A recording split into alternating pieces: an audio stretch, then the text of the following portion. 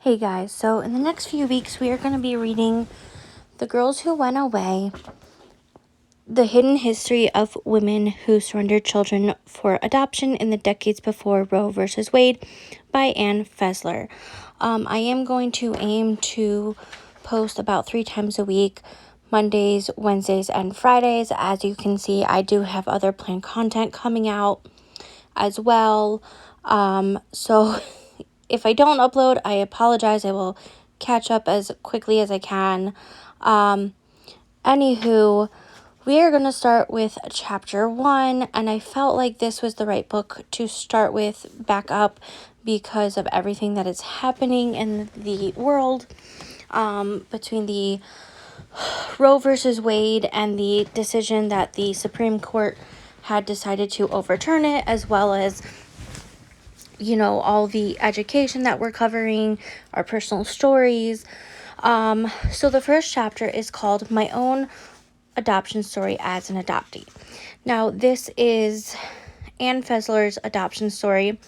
And as I usually do with my readings, I'm going to be reading and pausing to give you education, commentary, my own personal story. So stay with me here for a bit because we're going to chill out, we're going to listen, we're going to relax, and we're going to learn. All right. My mother told me that on my first 3 birthdays, she lit a special candle on my cake for the young woman who had given birth to me. She never explained why she did this for 3 years. No more, no less. I don't remember this private ceremony, but I do remember that there were times in my childhood when she looked at me in a particular way. And I knew she was thinking about this young woman, my mother. 3 generations of women from my family have been brought together by adoption. Neither my maternal grandmother, nor my mother, nor I have given birth to a child. I am the first for whom this was a conscious choice. All right, pausing there. So Anne does go on to say that she was born in 1949. And although today in 2023, there is still this idea of a biological clock ticking, right? Where women are meant to have children. And there's this whole argument, especially on TikTok, from what I've seen, is that people get upset when people choose not to have children, as if children are the only way to have success in life. It's okay to not have a child, and no one is owed a child. No one is entitled to a child, whether that's biological or not. So there's a lot there, but yeah, so Anne is an adoptee as well as her mother. So we're gonna discuss more on that.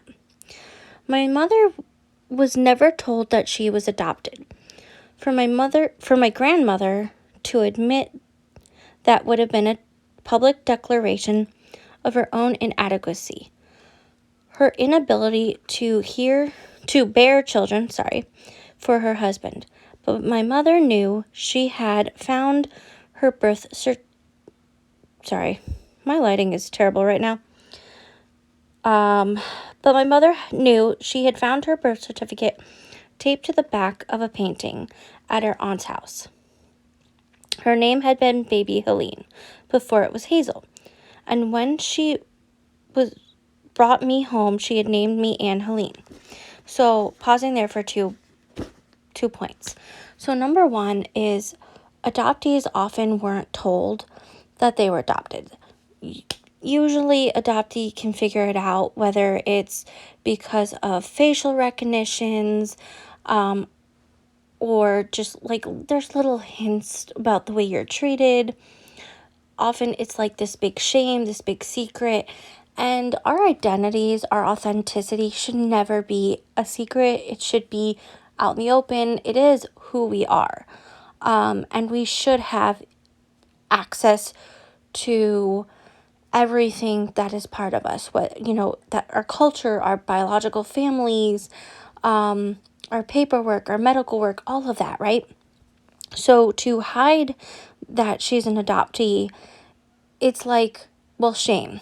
Not just shame on the adoptive mom for not, for being infertile, but a shame that the child is an adoptee, right? So there's that. Number 2 is, actually, sorry, I'm going to go over 3 points. Number 2 is her name was changed. I think that's extremely problematic.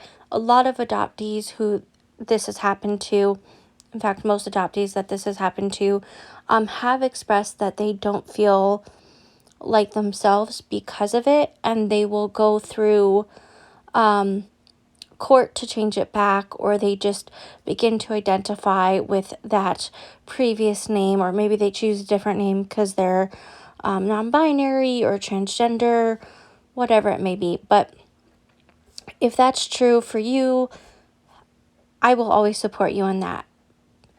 Now, when it comes to Anne's middle name, this is where my third point.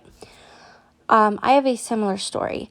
So I was adopted. Now, my son was not adopted. I'm just throwing that out there. But I did name him, his middle name is Benjamin, for 3 different reasons.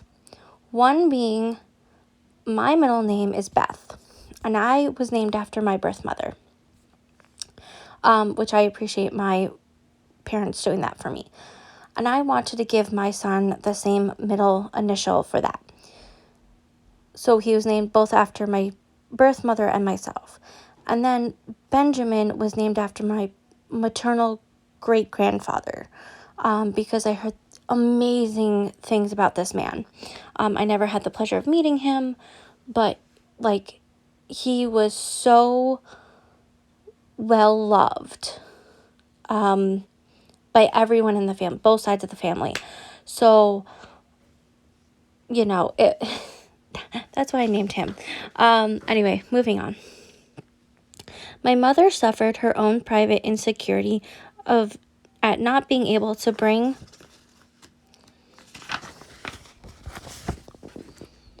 a child to full term.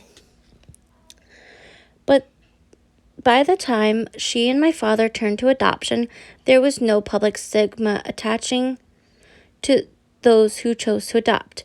In post-World War II America, families that wanted to adopt were carefully screened and represented a kind of model family, one with a mother and a father who really wanted to raise a child. Apologies on being interrupted by my little one. So she's talking about the baby scoop era, and I definitely need to do a whole video on that. Excuse me. However, being screened is not really... Not much has changed since then to now.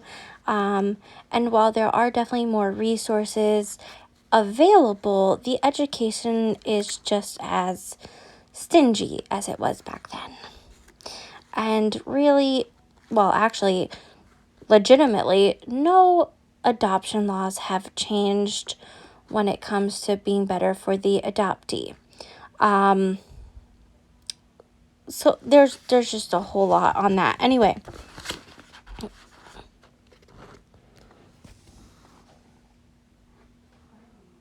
All right. Although it is doubtful that families vetted through this process were actually any better or worse than other families, I was lucky enough to have parents who were loving and supportive and mindful of my development as an individual. They knew that they could guide me but they also understood that I was not the sum of their parts. I was the product of 2 young people who had themselves perhaps been too young to fully understand the characteristics they had inherited from their own parents and passed on to me.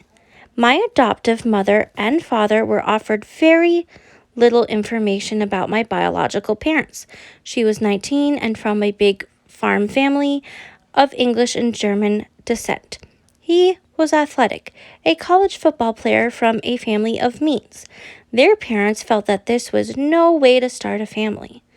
Honestly, that right there just pisses me off. I know that this often happens where young people, I was 21 when I had my son, where young people end up having children, and their parents are the ones who force the adoption.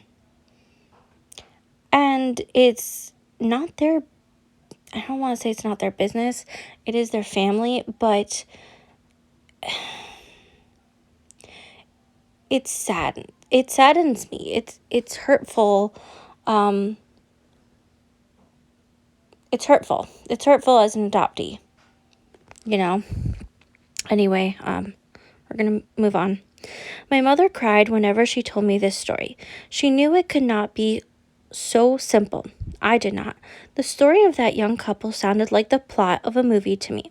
I liked being part of the soulful story of ill-fated love, of having a mysterious past, of not being related to my family, of being my own person. When I became sexually active, I imagined that if the worst happened, I would do as my mother had done, go off to another town to a home for unwed mothers and return with a story about a kidney infection or about Aunt Betty in Sandusky who needed my care. This is what young women who got caught in this unfortunate situation did. Almost every graduating class had a girl who disappeared. Everyone knew where she had gone, and that she had most likely been told, if you love your child, you must give up, move on with your life, and forget. All right, pausing there. 2 points. So first of all, unfortunately, this does still happen where in certain communities, like I believe in like Utah with the Mormons, they do this.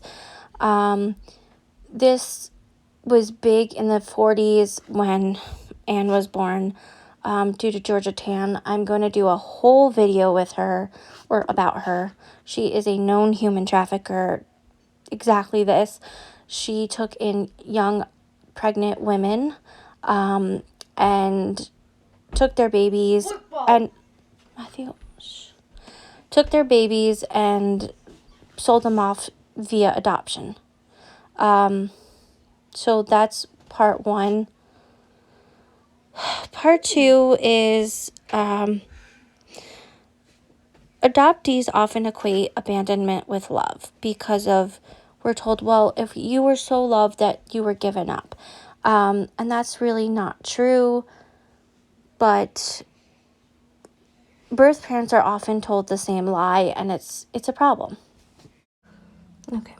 It never occurred to me that those girls may not have forgotten that it might not have been so easy for them to just move on with their lives.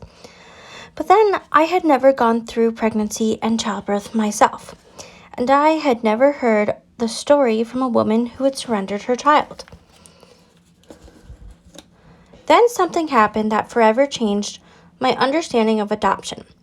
In 1989, I was attending the opening of an exhibition at the Maryland Institute College of Art, where I had been teaching for 7 years. Not long after I arrived, I noticed a woman who had looked very familiar. I had a distinct and clear memory of having recently talked to her, but I couldn't remember where or when. I asked several people if they knew who she was, but no one did, so I continued to look at the exhibition. Later, this woman walked toward me from across the room with no introduction, said, "You could be my long-lost daughter. You look like the perfect combination of myself and the father of my child." I said, "You don't know what you're saying to me. I could be your daughter. I was adopted." There was a long silence, and I saw her start to react as I had. Eventually, we compared dates, but they were 1 year and 1 month apart. She kept asking, "Are you sure about your birth date?" Sometimes records are changed, but I was sure. So, pausing there again, sorry guys, but that's true. Don't mean to laugh. We laugh if we don't want to cry, right? Yes, records are not only sealed, but they do get changed. Birth dates get changed. Crazy, I know. The place of adoption gets changed. The parents change from birth parents to the adoptive parents. And oftentimes when you do get access to your original birth certificate, if you can, which you guys can check out state by state, which is what I'm doing,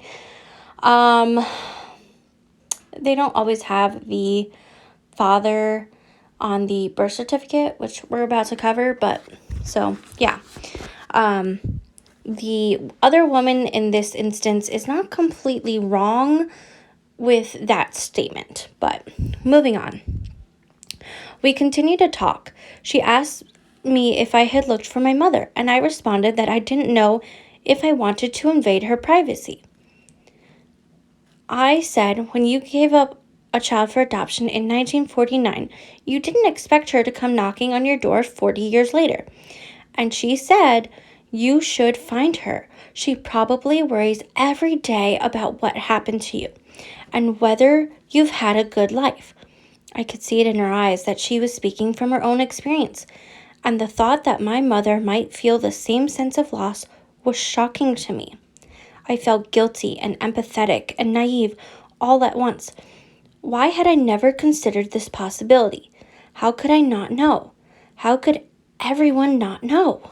All right, so pausing there. I know society, often the kept, the biologically born and kept people think that, well, if you're given up for adoption, you shouldn't go searching, right?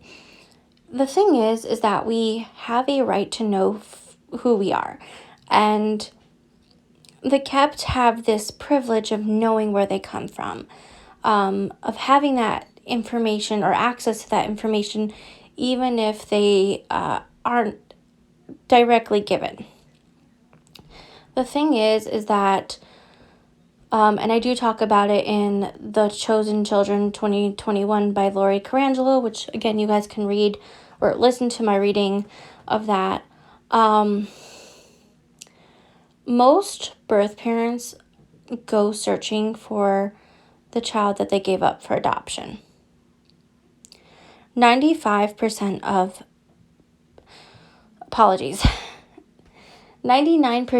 of biological parents actually wanted the child. In 5%, they could not get out of a temporary situation.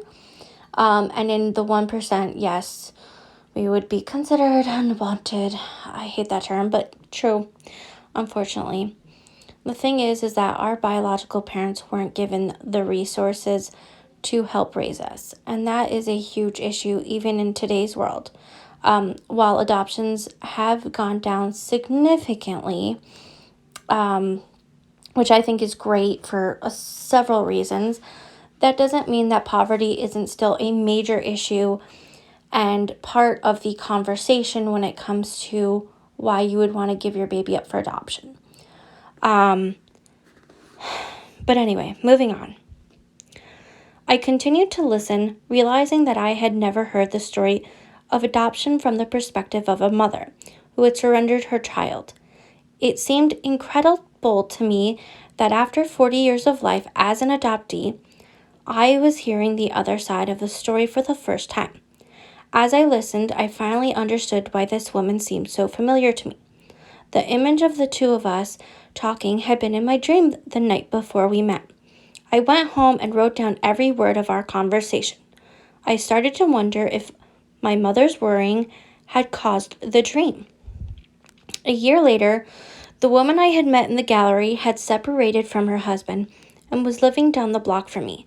I began to wonder if she really was my mother, but had not told me because I seemed ambivalent about a reunion.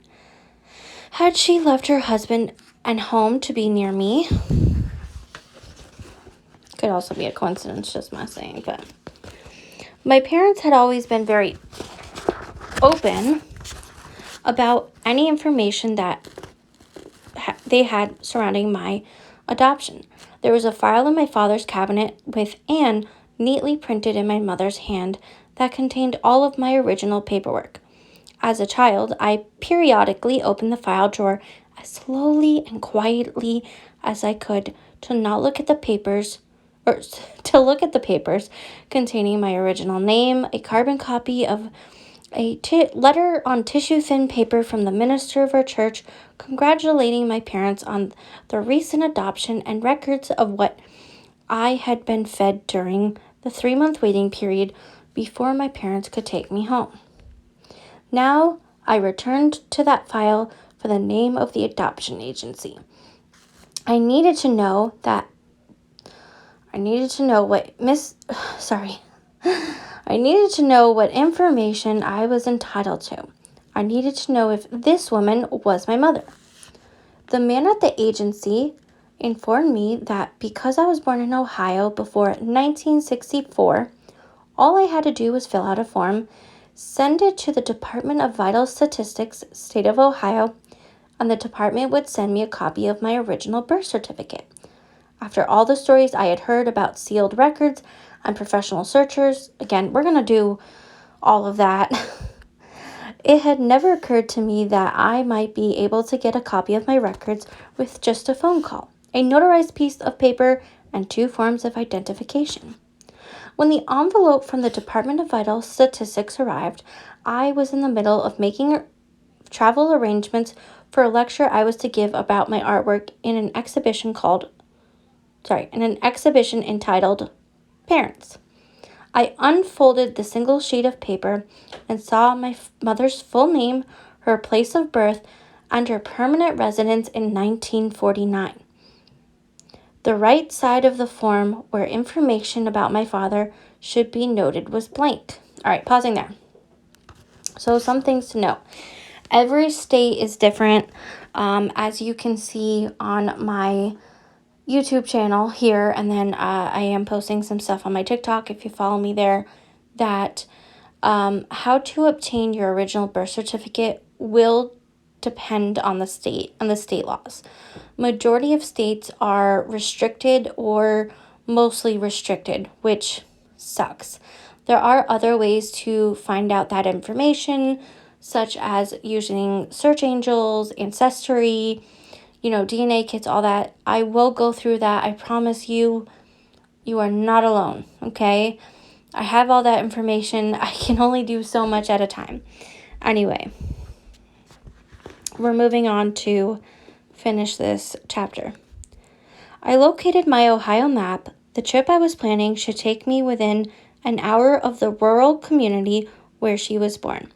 So I allowed an extra day and set off through a landscape of corn and bean fields, and an occasional white house and barn, in search of a yearbook picture. I wanted to see what she looked like. I wanted to see if I looked like my mother. AKA, she needed genetic mirroring.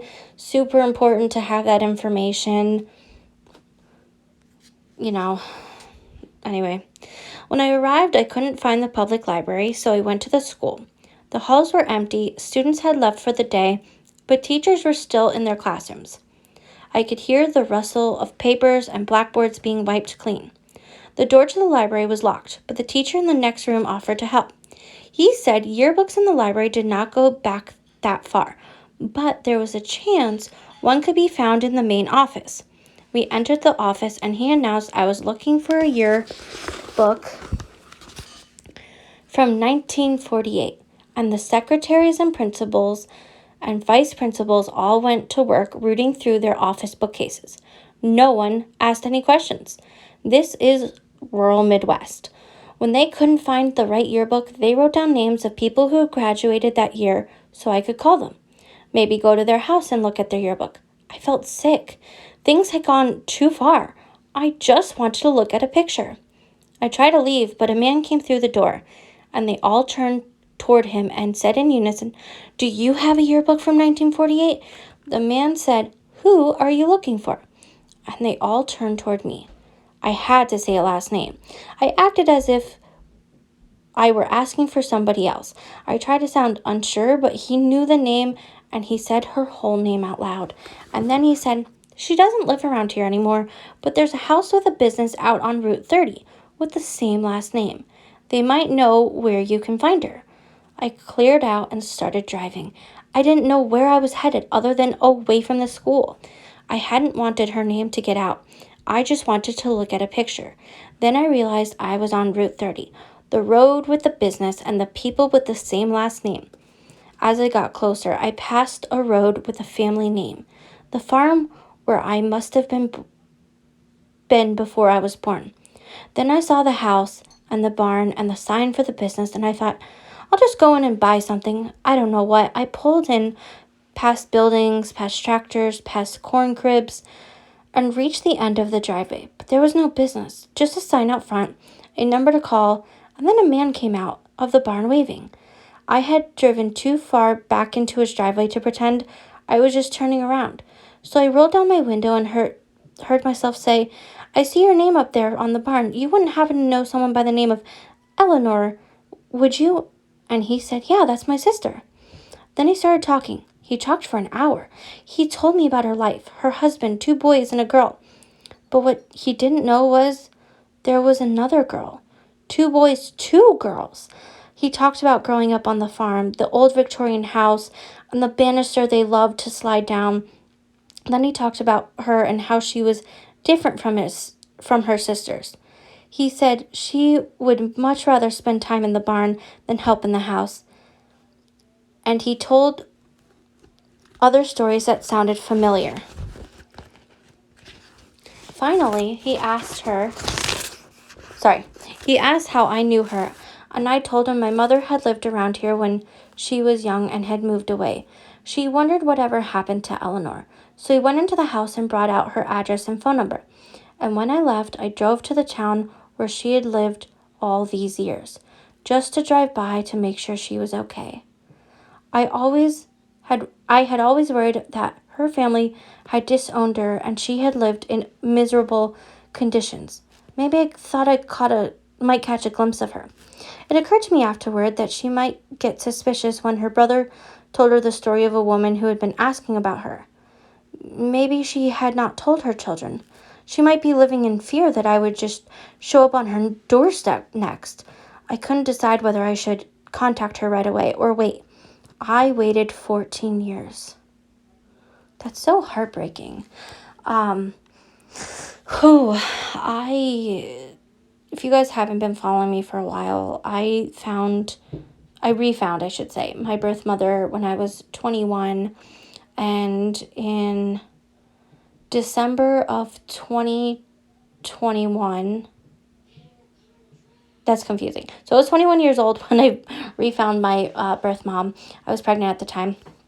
And then recently, a little over a year ago, I found out where my birth father was. And I did reach out. I have yet to hear back. And that's really complex. But to know that you have half siblings and to not meet them is heartbreaking. And like she said, she didn't have that much information because she was only given what her adoptive parents were given. And she's also extremely lucky that her adoptive parents were very open about their file. That's how mine were.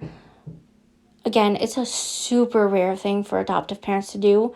I think if you're going to be an adoptive parent, you should absolutely allow your child access to all that information. But yeah, to wait 14 years is tough. Anyway, here's the last paragraph of this chapter. During the years that followed, I created several autobiographical installations about adoption.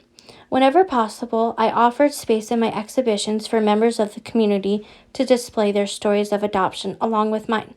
I was overwhelmed by what I read. The writings left behind by women in New York, California, Texas, and Maryland were the same. What their mothers had been assured when they signed the papers giving up all rights to their children turned out to be a lie. They did not move on and forget. I think my adoptive mother knew this when she lit those candles. I think 3 years was all she could bear. She was the one that needed to move on and forget. So that is the end of this chapter.